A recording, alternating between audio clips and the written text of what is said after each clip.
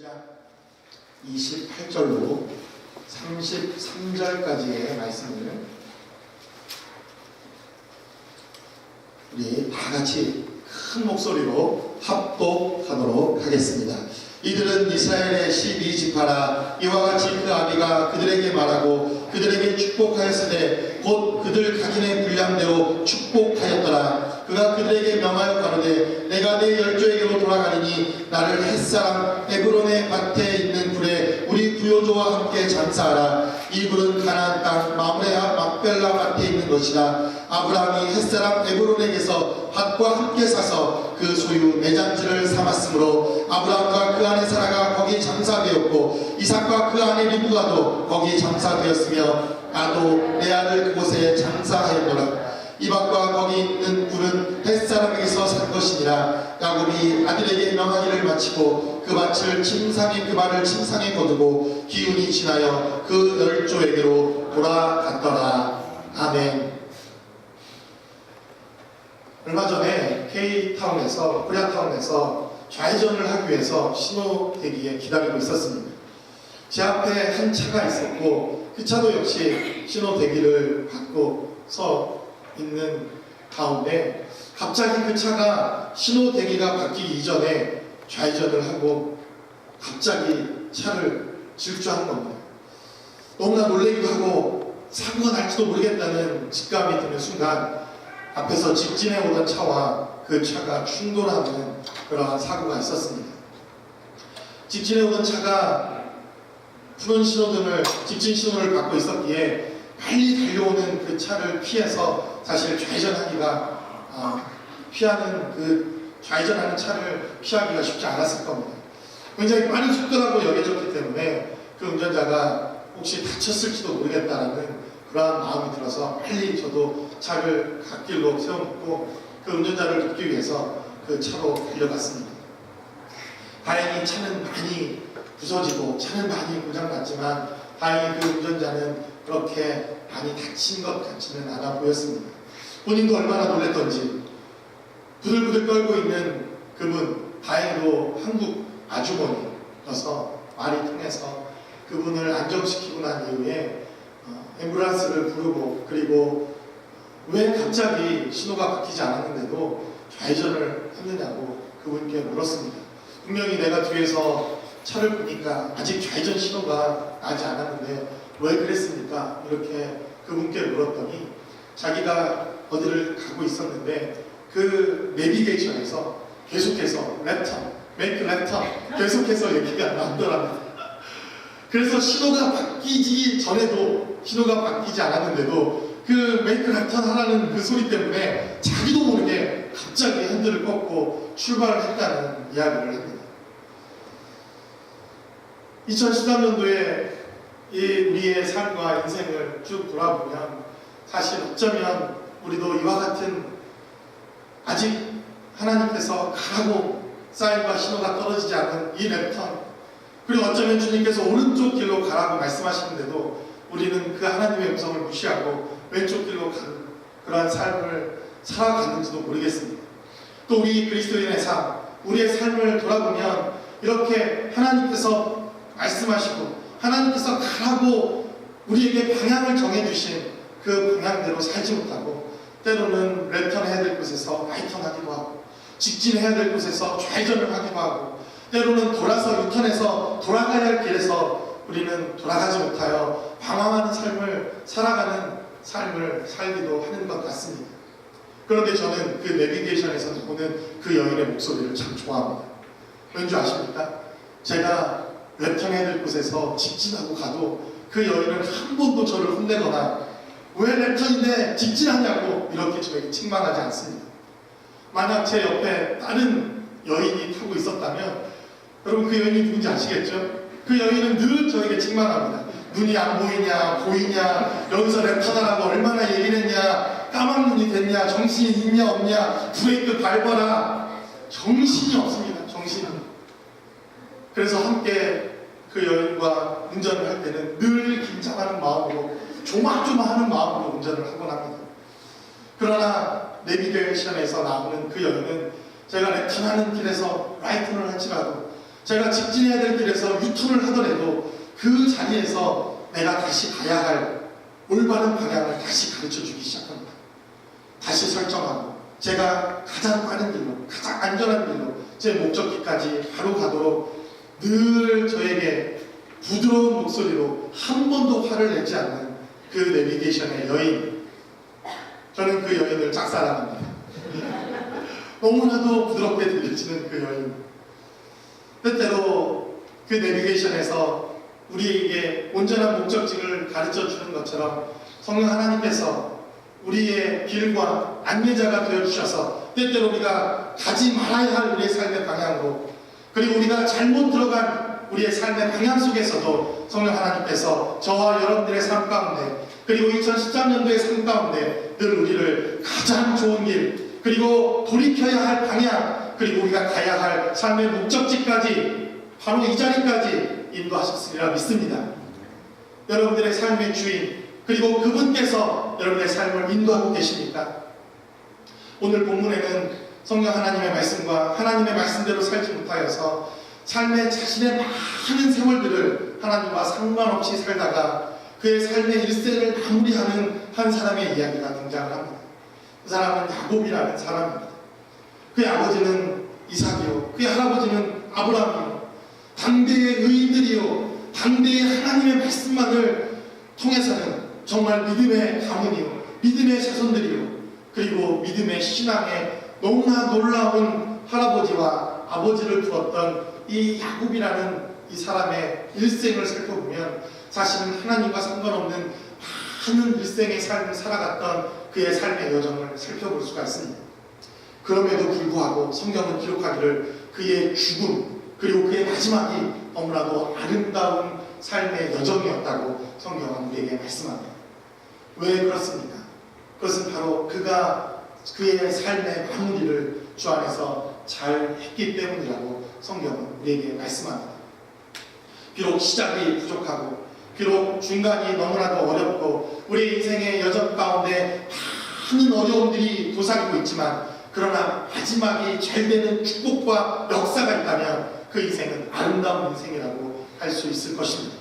오늘 말씀을 통해서 우리는 우리의 인생, 그리고 2013년도, 이 2013년도가 잘 마무리되기까지, 그리고 다가오는 우리의 삶을 통해 아름다운 인생의 삶을 마무리하기 위해 우리에게 필요한 것은 무엇인지 오늘 본문의 말씀을 통해서 여러분들과 함께 하나님의 은혜를 나누길 원합니다. 그 첫 번째로 성경은 야곱이 그의 삶의 많은 어려움들과 환경 속에서도 아름다운 삶의 마무리를 할 수 있었던 것은 바로 영적 유산을 남기는 삶이었기 때문이라고 성경은 우리에게 말씀합니다.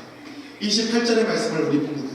우리가 읽었던 본문 28절은 하나님께서 말씀하시기를 이들은 이스라엘의 12지파라 이와 같이 그 아비가 그들에게 말하고 그들에게 축복하였으되 곧 그들 각인의 분량대로 축복하였다라고 성경은 우리에게 말씀합니다.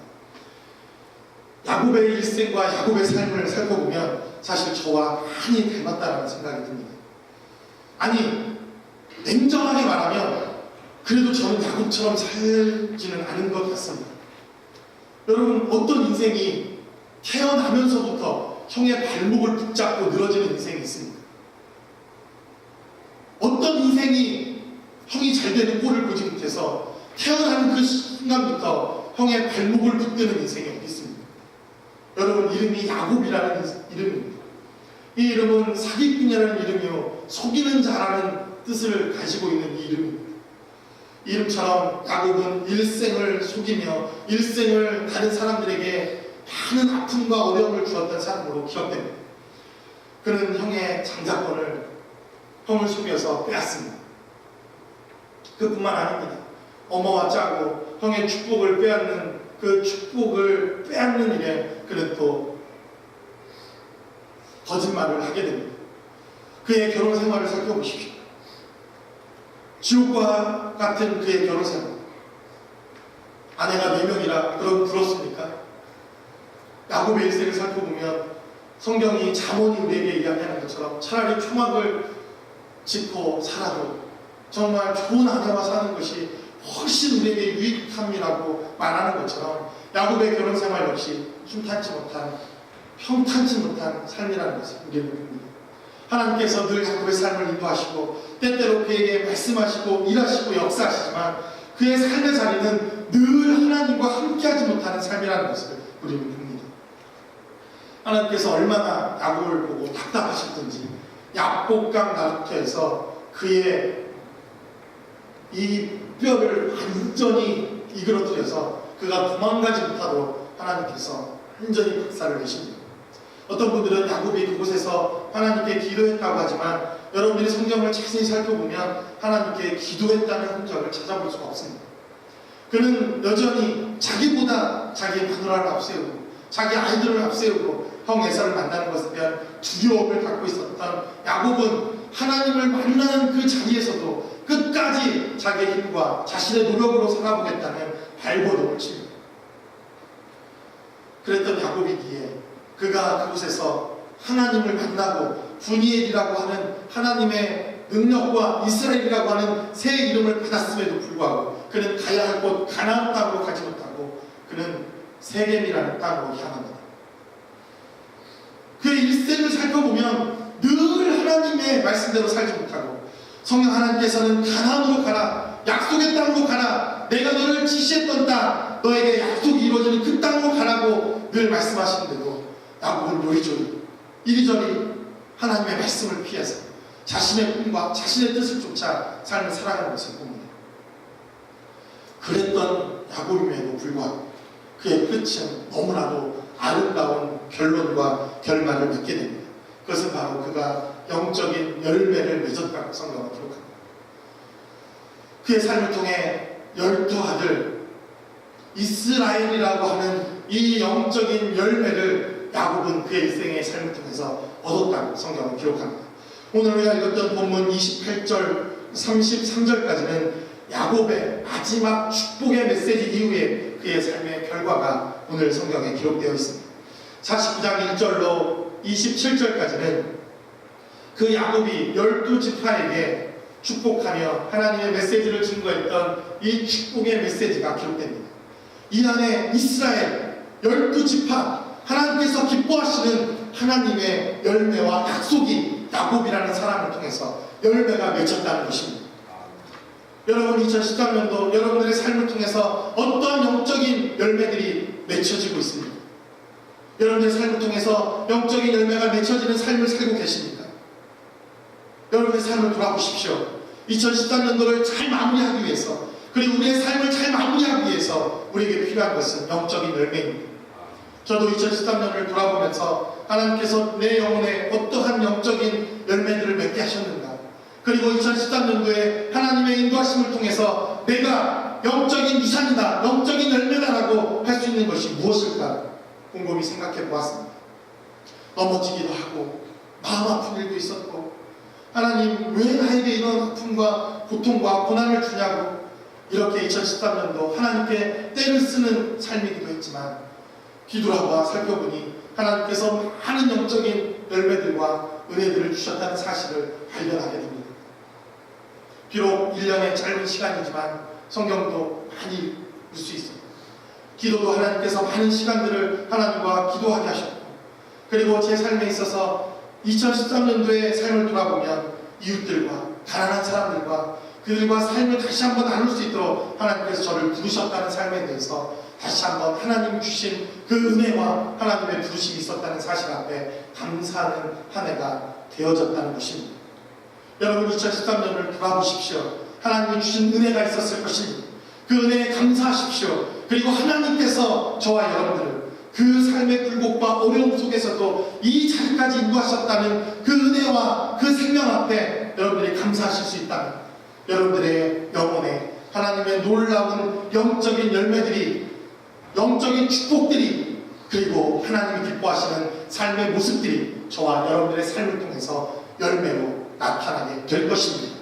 이렇게 열매 맺는 저와 여러분들의 삶이 되시기를 주의 이름으로 간절히 축원합니다. 성경은 우리에게 말합니다. 두 번째로 이 야곱이 하나님의 은혜와 능력으로 그의 마지막 삶을 잘 마무리할 수 있었던 그 이유는 바로 영적 분별력을 잃지 않았다는 사실입니다. 오늘 본문의 말씀 28절의 말씀을 다시 한번 봅니다. 이들은 이스라엘의 12지파라 이와 같이 그 아비가 그들에게 말하고 그들에게 축복하였으되 곧 그들을 각인의 분량대로 축복하였더라. 오늘 본문은 야곱이 축복하는 것으로 12지파를 축복하는 것으로 그의 삶이 마무리되었다고 성경은 기록합니다. 그런데 성경은 한 가지 더 기록하기를 곧 그들 각인의 분량대로 축복하였다고 성경은 말합니다. 여러분, 이 메시지가 굉장히 중요한 영적인 비밀을 우리에게 던져줍니다. 야곱은 말하기를 내 인생 우리의 열조보다 오랜 세월을 살지 못했지만 험난한 나그네의 삶을 살았습니다라고 그는 바로 앞에서 그의 인생을 고백합니다. 그의 인생을 살펴보면 너무나도 험난한 인생입니다. 어떤 인생이 어떠한 삶이 그렇게 험난하고 어려운 인생을 살 수 있을까 생각해보고 야곱처럼 그의 고백에 진솔한 고백처럼 험난한 삶을 살았다고 고백하기가 그렇게 쉽지 않을 것이라 생각되어집니다. 사실 이처럼 신앙분들을 돌아보면 아니 우리의 인생을 돌아보면 기쁨과 즐거운 일도 많지만 그러나 모르게 그 누구에게도 이야기하고 싶지 않은 많은 아픔들과 어려움들과 고난과 고통이 우리의 인생이라는 사실을 우리는 발견합니다. 야곱 역시 인생의 삶을 마감하면서 그의 육체는 쇠하여지고 이제 죽음을 앞두고 그의 모든 육체의 기운은 다 소진해진 상태입니다. 그의 육체는 늙었지만 그의 육체는 죽음을 앞두고 있지만 그러나 한 가지 분명한 사실은 그의 영적인 분별력은 여전히 하나님 앞에서 온전하게 영적으로 살아있었다는 사실입니다. 오늘 성경은 기록하기를 그가 12지파를 축복하는데 그 분량대로 그들이 받을 수 있는 대로 하나님 주시는 영적인 분별력을 따라 그가 영적으로 축복하였다는 사실을 성경은 우리에게 증거합니다. 오늘 본문을 보면 12지파를 축복하면서 야곱은 축복의 메시지를 증거합니다. 그러나 또 한 가지 우리가 잊지 말아야 할 것은 잘못된 우리의 인생들에 대하여 야곱은 책망하고 하나님의 심판의 메시지를 증거하고 하나님께서 깨어있으라 말씀하시는 경고의 메시지 역시 동일하게 증거하고 있다는 사실입니다. 어느 부모가 자식들에 대하여 축복의 메시지를 남겨놓기를 원하지 저주와 책망과 심판의 메시지를 그가 이 땅의 삶을 마무리하면서 하길 원하는 그러한 부모가 어디에 있겠습니까? 그러나 야곱만큼은 하나님 주신 메시지를 하나님의 말씀대로 하나님의 능력대로 하나님이 증거하라고 말씀하신 대로 그는 메시지를 증거하기 시작합니다. 영적 분별력을 잃어버리지 않습니다. 그의 육체는 쇠하여져 갔지만 그의 육체는 힘이 빠져갔지만 그러나 더욱더 하나님과의 교제를 통해서 그는 끝까지 주님 앞에 서는 그 순간까지 그의 영적 분별력을 잃지 않았다는 것입니다. 오늘 본문의 루벤과 시므온과 레위는 하나님의 축복과 함께 책망과 하나님의 심판의 메시지를 또한 듣습니다. 루벤은 그의 아내였던 서모 비라와 통간을 하는 죄악을 저지르게 됩니다. 하나님께서 루벤에게 축복도 하시지만 그러나 그 죄악에 대해서는 분명한 하나님의 심판과 경고의 메시지를 야곱의 입술을 통해서 증거하게 하셨다는 것입니다. 그뿐만 아닙니다. 오늘 본문에 기록되어 있는 5절 시므온과 레위라는 형제를 하나님은 또 야곱의 입술을 통해서 징계하시며 책망하십니다. 그의 딸 디나가 강간을 당했을 때 세겜 땅에서 이들은 하나님의 언약의 약속인 할례라는 이 언약의 약속을 통하여 세겜 사람들을 무참하게 생각하는 그 범죄와 죄악을 저지르고 맙니다. 그것에 대한 분명한 하나님의 회개와 분명한 채찍의 메시지가 야곱을 통해서 증거되었다는 사실입니다. 그러므로 여러분, 우리가 잘 맞춰진 삶, 2013년도를 잘 마무리하는 삶, 그리고 우리의 삶을 잘 마무리하기 위해서 우리에게 필요한 것이 있습니다. 그것은 바로 영적인 분별력을 잃지 않는 것입니다. 왜 하나님께서 우리의 삶에 이러한 일들을 나에게 맡겨주셨는가? 왜 이런 어려움들이 있는가? 이 어려움들을 통해서 하나님 나에게 무엇을 말씀하시기를 원하시는가? 그리고 이 어려움과 이 악한 환경 속에서 내가 선택해야 할 가장 올바른 판단은 무엇인가? 영적 분별력을 잃지 않는 삶, 바로 그 삶이 잘 맞춰지는 삶을 우리의 삶으로 인도하는 삶이 된다고 성경은 우리에게 말씀합니다. 이와 반대로 영적인 분별력을 잃고 완전히 망해버린 한 사람의 이야기가 성경에 또한 기록되어 있습니다. 우리는 사무엘상을 통하여 엘리라는 이 선지자의, 그리고 이 사사의, 그리고 제사장의 삶을 통해서 그가 영적 분별력을 잃어버렸을 때 얼마나 그것이 저주요, 얼마나 그것이 악한 삶으로 끝날 수밖에 없는가를 말씀을 통해서 경험하게 됩니다. 엘리는 제사장이요, 하나님의 음성을 들었던 사람입니다. 그는 하나님의 교회에서 늘 예배하며 하나님의 말씀을 나누던 제사장이었다고 성경은 기록되어 있습니다. 그러나 성경은 말하기를 그의 영적인 눈이 어두워지고 그의 영적인 삶이 비둔해져서 그가 영적으로 분별력을 잃어버린 세대의 제사장이 되었다고 성경은 말합니다. 그가 영적으로 분별력을 잃어버리고 그가 영적으로 깨어있지 못하자 여러분 그의 삶에, 그의 가정의 삶에 어떤 일이 발생하기 시작합니다. 그의 두 아들 불량자라 성경은 기록합니다. 그의 아들 둘이 하나님의 성소에서 하나님께 드려지는 제물을 훔치고 하나님의 말씀대로 살지 못함에도 불구하고 그에게 하나님의 말씀과 생명을 증거하지 못합니다. 영적인 분별력을 잃어버렸던 엘리의 가정과 그리고 이스라엘은 급기야 블레셋을 하나님의 언약의 약속인 법궤를 빼앗기고 말아버립니다. 심판과 저주의 역사가 이스라엘에 있었다고 성경은 기록합니다. 그뿐만이 아닙니다. 그의 두 아들, 엘리의 두 아들은 전쟁터에서 비참하게 죽음을 맞이하게 되고 그의 며느리는 아이를 낳답니다. 그의 아이와 함께 처절하게 죽임을 당하는 슬픈 역사가 그의 가정 가운데 있었습니다. 엘리 역시 몸이 비둔해져서 그가 넘어져 목이 꺾여 그의 삶에 최후를 맞이했다고 성경은 우리에게 증거합니다. 여러분 깨어 있으십시오. 2013년도가 얼마 남지 않았습니다. 지금까지 여러분들이 힘들고 고단하고 어렵고 그리고 아픈 시간들을 2014년도에 보내왔을지라도 얼마 남지 않는 이 마무리를 잘할 수 있다면, 이 마지막을 주님 안에서 성공할 수 있다면, 이 마지막을 주님 안에서 은혜 가운데 구할 수 있다면 이 2013년도는 하나님의 은혜의 해요, 축복의 해요, 그리고 잘 마무리되어지는 그러한 삶의 자리가 될 것입니다. 그러므로 영적으로 깨어 더욱더 주님의 은혜 가운데 거하는 저와 여러분들이 되시기를 주의 이름으로 간절히 축원합니다. 세 번째로 성경은 우리에게 말씀합니다. 영적 유산을 계승하라는 것입니다. 야곱이 그의 삶을 잘 마무리할 수 있었던 마지막 비결은 바로 그가 영적인 유산을 계승한 삶을 살았다고 성경은 말씀합니다. 29절로 33절까지 그는 12지파를 축복하고 난 이후에 그는 마지막 자신에 대하여 유언의 메시지를 남깁니다.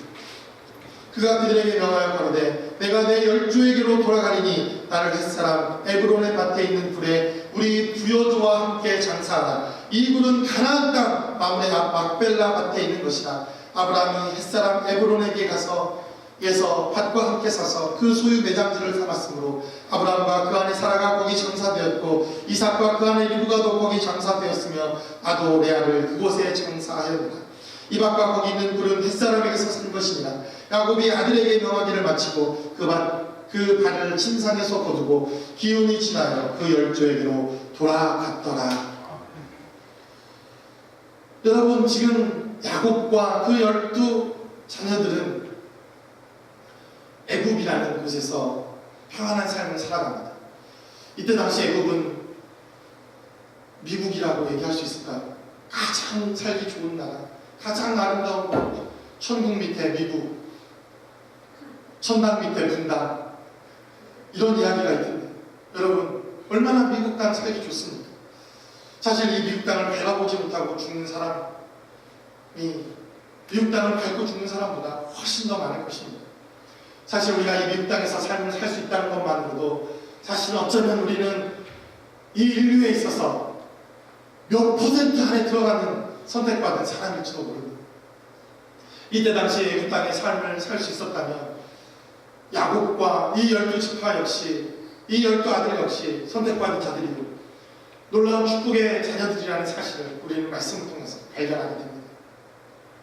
그러나 그는 죽음을 앞두고 그 애굽 땅 그곳에 묻히기를 원치 않습니다.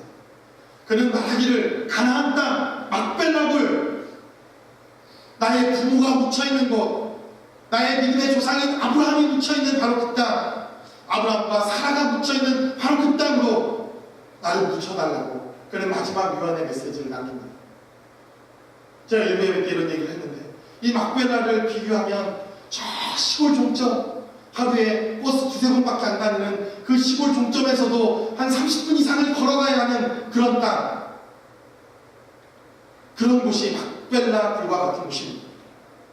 우리 권도철 전사님의 별명이 버스 종점, 시골 종점에서 30분 이상 걸어 들어가야 하는 곳에 사는 아이 어때입니다.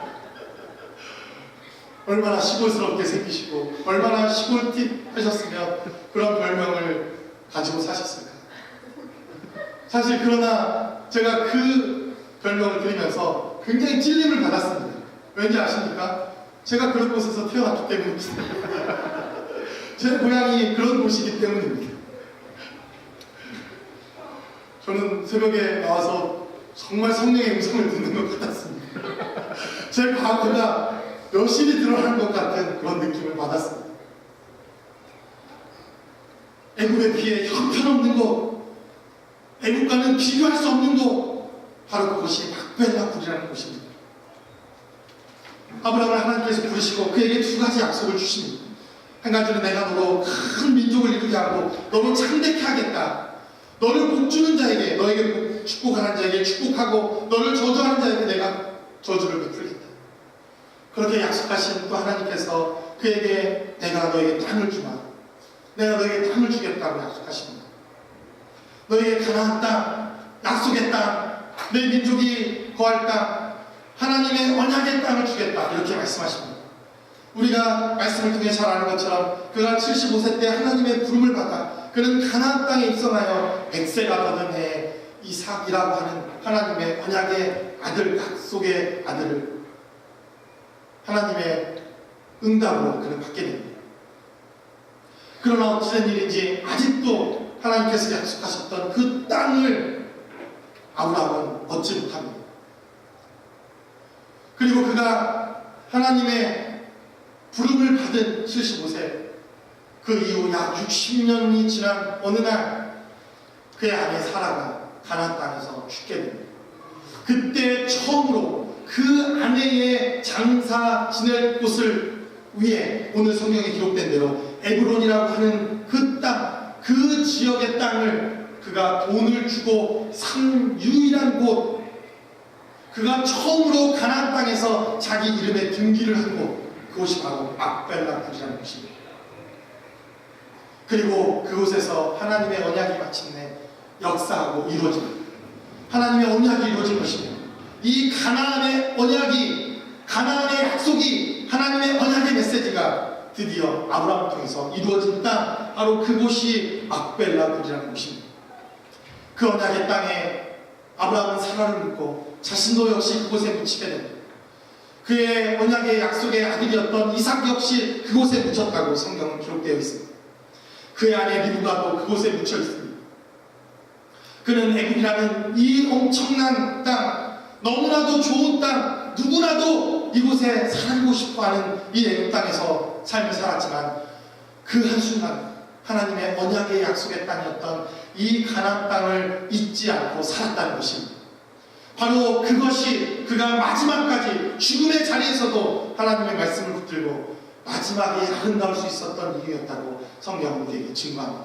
그리고 그는 마지막 유언의 메시지를 증거합니다. 나의 할아버지가 묻혀있는 그곳, 나의 믿음의 조상인 아브라함이 묻혀있는 그곳, 나의 아버지가 묻혀있는 그 이삭이 묻혀있는 그 땅, 믿음의 땅, 하나님의 언약의 땅, 약속의 그 땅, 그 땅으로 반드시 돌아가게 해달라고 그의 삶의 자리에서 그는 고백과 함께 그의 삶을 마감합니다. 영적인 유산을 계속해서 이어간 것입니다. 믿음의 유산을 그는 계속해서 이어간 것입니다. 히브리서는 이 약속에 대하여 증거하기를 그들이 이 땅에서 본향 찾는 것, 그들이 이 땅에서 자신의 삶의 자리를 찾아가는 것, 그것은 바로 천국에 대한 소망이요, 천국에 대한 예표였다고 성경은 우리에게 증거합니다. 여러분, 2013년도 여러분들의 삶의 자리를 통해서 하나님은 어떠한 영적 유산을 계속해서 여러분과 우리의 삶을 통해서 이어나가시기를 원하십니다. 여러분 기억하십시오. 이 말씀에 순종했던 그 어떤 사람 때문에, 이 말씀에 순종했던 그 어떤 교회 때문에, 이 영적인 유산을 지속적으로 이어왔던 그 어떤 사람의 헌신 때문에 저와 여러분들은 이 메시지를 받을 수 있었다는 사실입니다. 하나님께서 부르시는 부르심에 순종하십시오. 그리고 그 영적 유산을 이어가십시오. 하나님이 부르시는 그 자리에서 여러분들 2014년도 하나님께서 여러분들에게 맡겨주신 그 사역, 그리고 그 부르심, 그리고 여러분들을 부르시는 그 하나님의 손길을 통한 끊임없이 이 영적인 유산이 지속되어지는 2013년도와 2014년도, 그리고 여러분들의 삶이 되시기를 주의 이름으로 간절히 축원합니다. 우리 시간 기도하겠습니다. 이 시간 기도할 때 여러분, 성경은 우리에게 증거합니다. 처음이 좋다면, 중간이 좋다면, 끝이 좋다면 최선의 인생일 것입니다. 그러나 그 어떤 인생도 처음부터 끝까지 걱정 하나 없이, 근심 걱정 하나 없이 살아가는 인생은 없다는 것을 우리는 너무나도 잘 압니다. 고달고 힘든 인생이지만 여러분, 마지막이 중요합니다. 마지막이 좋은 것은 정말 좋은 인생입니다. 저는 여러분들이 마지막이 좋은 인생이 되길 원합니다. 2013년도가 힘들고 어려웠습니까? 고단했습니까? 슬펐습니까? 정말 알고 싶은 많은 시간들이 있었습니까? 그러나 이 자리에서 여러분, 주님의 은혜를 기억하십시오. 그리고 2013년도가 하나님의 은혜로 마무리될 수 있도록 기도하십시오. 하나님, 이 마무리되는 2013년도 하나님의 은혜가 넘치는 삶이 되게 도와주시고, 하나님께서 나의 삶 가운데 말씀하셔 주셔서 하나님의 은혜로 잘 마무리되는 2013년도의 삶이 될 수 있게 해달라고, 그리고 잘 마무리할 수 있는 우리의 삶의 여정이 될 수 있게 해달라고, 우리 시간 다같이 한 목소리로